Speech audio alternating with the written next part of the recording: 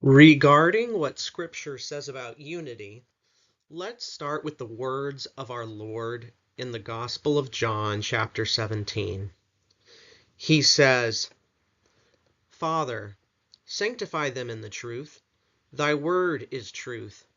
As thou didst send me into the world, so I have sent them into the world. And for their sake I consecrate myself, that they also may be consecrated in truth.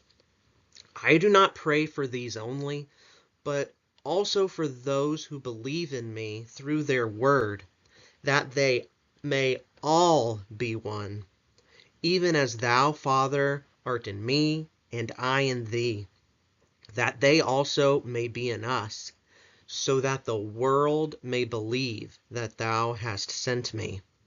The glory which thou hast given me, I have given to them, that they may be one, even as we are one. Jesus wants Christians to be one, as he and the Father are one. This is an extremely high view of Christian unity that gives a very strong and distinct meaning to the belief in one church in the Nicene Creed. Because Jesus himself prays for this perfect unity, he thus implicitly but clearly commands it, and thus must have provided a way for such a unity to be achieved. It's important to notice that Jesus even gives a very practical and evangelistic reason for Christian unity, namely, so that the world may believe that the Father has sent Jesus. When Christians are not one, not united, it scandalizes non-Christians. It leads them away from the truth. Why should they become Christian and believe in Jesus when Christians are so divided on the teachings of Jesus and his apostles? Again, it scandalizes and drives them away from Christianity. And unfortunately, these days the same could be said from within the Catholic Church. When Catholics are not united, when Catholic bishops are not united, it scandalizes both Catholics and non-Catholics. When Catholics and Catholic leaders are not united with the universal and authoritative teachings of past popes, councils, doctors, and saints, that too scandalizes everyone, misleading them into error. Let's move on to Paul, every Protestant's favorite biblical author, it seems.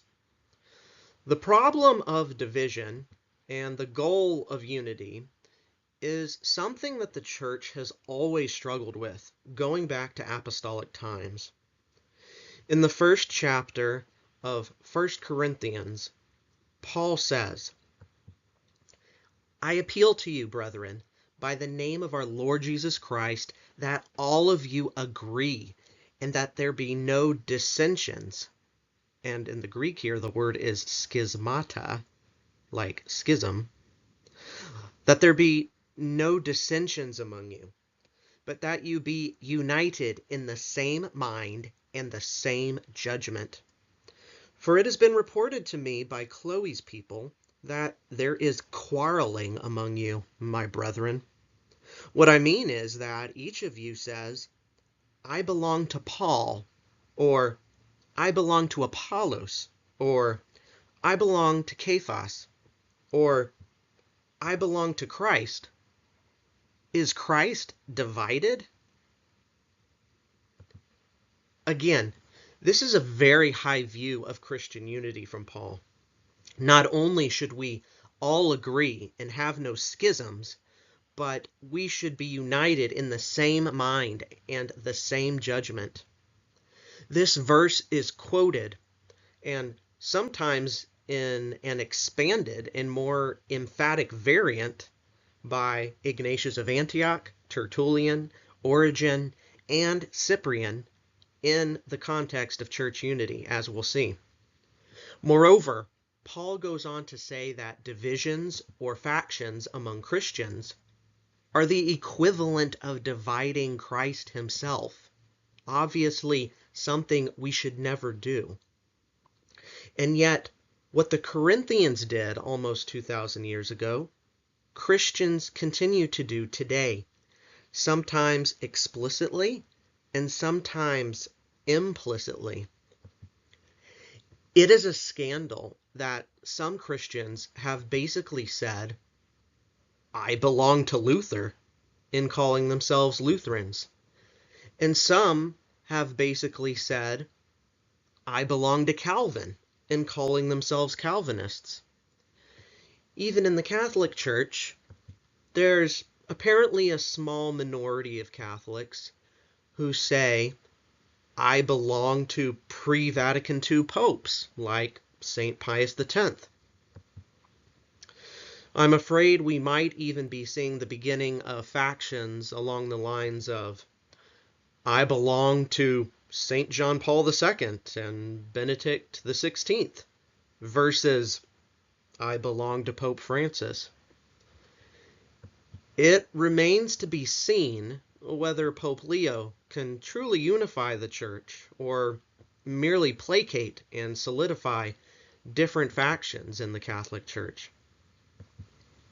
Keep these situations in mind as we go through this presentation and apply the Word of God to them.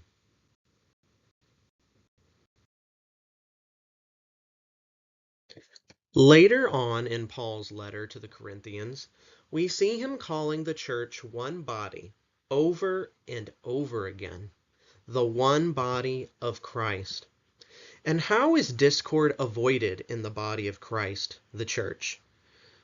God has appointed certain leaders in the church to govern it, primarily apostles at the time that Paul is writing, but later on bishops, who Jerome explicitly says the apostles appointed, specifically to unify local churches and avoid divisions.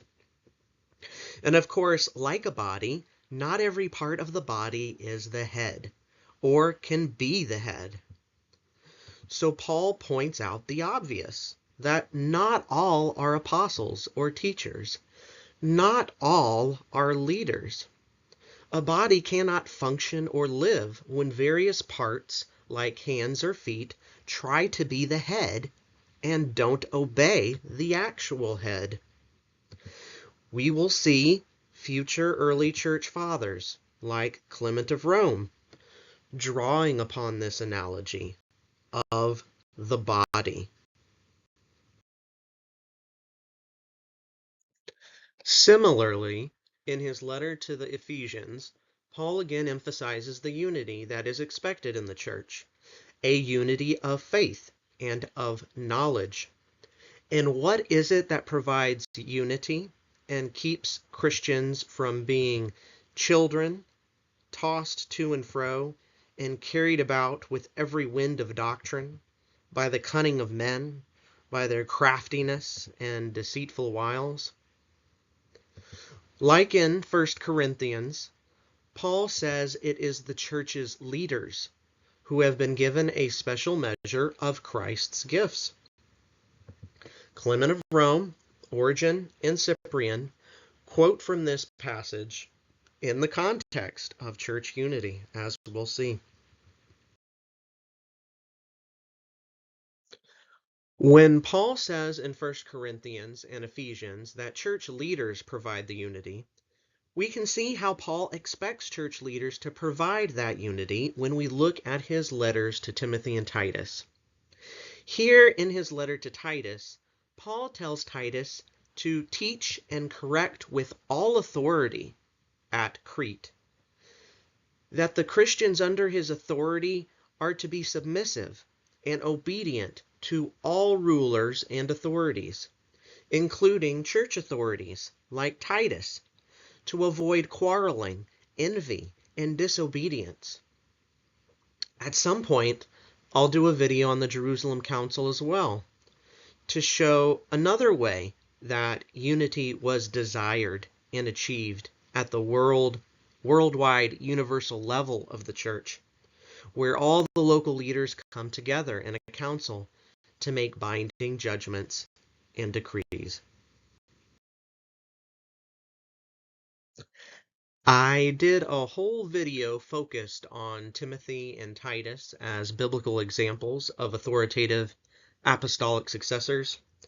I go through Paul's letters and show you what kind of authority he believes Timothy and Titus have and where and how they got that authority to provide unity. So please check it out. I also did a video on the straight line of authority that exists in the Catholic Church that provides unity, not just here and now, but across time, across the centuries. Please check that video out too.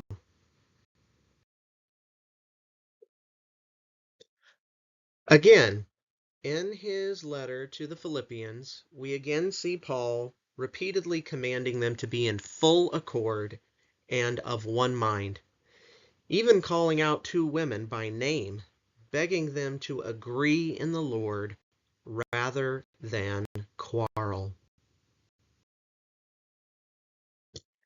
And it's not just Paul. Here we see another apostle, the chief apostle, according to the early church fathers, saying the same thing, commanding all Christians to be of one mind. So, whether it is Jesus in the Gospel of John, Paul in at least 3 of his letters, or Peter here, we see the very important principle and command to unity in the New Testament. How many non-Catholics take notice of these passages, meditate upon them, and take them as seriously as they should as the Word of God, and draw out the necessary implication of them, that God has indeed provided a way for us to be united in the way He commands us to.